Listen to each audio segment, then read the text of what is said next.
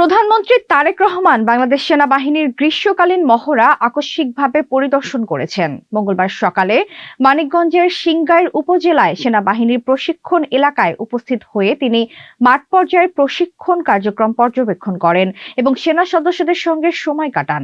বিস্তারিত ডেস্ক রিপোর্টে। পরিদর্শনকালে প্রধানমন্ত্রী মহড়ার ফার্ম বেজের বিভিন্ন অংশ ঘুরে দেখেন এবং দায়িত্বপ্রাপ্ত কর্মকর্তাদের কাছ থেকে প্রশিক্ষণ কার্যক্রম, রণকৌশল ও কৌশলগত প্রস্তুতি সম্পর্কে বিস্তারিত অবহিত হন।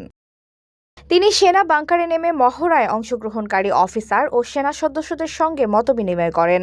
পাশাপাশি গাছের পাতার আড়ালে ছদ্মবেশে দায়িত্ব পালনরত সেনা সদস্যদের খোঁজখবর নেন এবং দায়িত্ব পালনে উৎসাহ প্রদান করেন। ঘরে বা ইন্ডাস্ট্রিতে ম্যাগনেস্টার কেবলস, বিশুদ্ধ কপারের নিরাপদ কেবলস, আপনার নিরাপত্তার সঙ্গী। এক পর্যায়ে প্রধানমন্ত্রী মহড়ায় অংশ নেওয়া সেনা সদস্যদের সঙ্গে একই খাবার গ্রহণ করেন এবং একসঙ্গে চা পান করেন।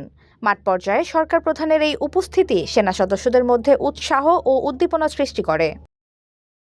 পরে সেনা সদস্যদের উদ্দেশ্যে দেয়া বক্তব্যে প্রধানমন্ত্রী তারেক রহমান বলেন, দেশের জনগণ বাংলাদেশ সেনাবাহিনীর ওপর গভীর আস্থা রাখে। জাতীয় সংকট মোকাবেলা এবং আইন শৃঙ্খলা রক্ষায় সেনাবাহিনীর গৌরবময় ভূমিকার প্রশংসা করে তিনি পেশাদার প্রশিক্ষণ, কঠোর শৃঙ্খলা এবং সর্বোচ্চ প্রস্তুতি বজায় রাখার উপর গুরুত্ব আরোপ করেন। HPL uPVC pipe and fittings, শক্ত, মজবুত ও দীর্ঘস্থায়ী, এক পাইপে জীবন পার। তিনি দেশের সার্বভৌমত্ব ও জনগণের নিরাপত্তা নিশ্চিত করতে সেনাবাহিনীর পেশাদার সক্ষমতা আরও উন্নত করার আহ্বান জানান।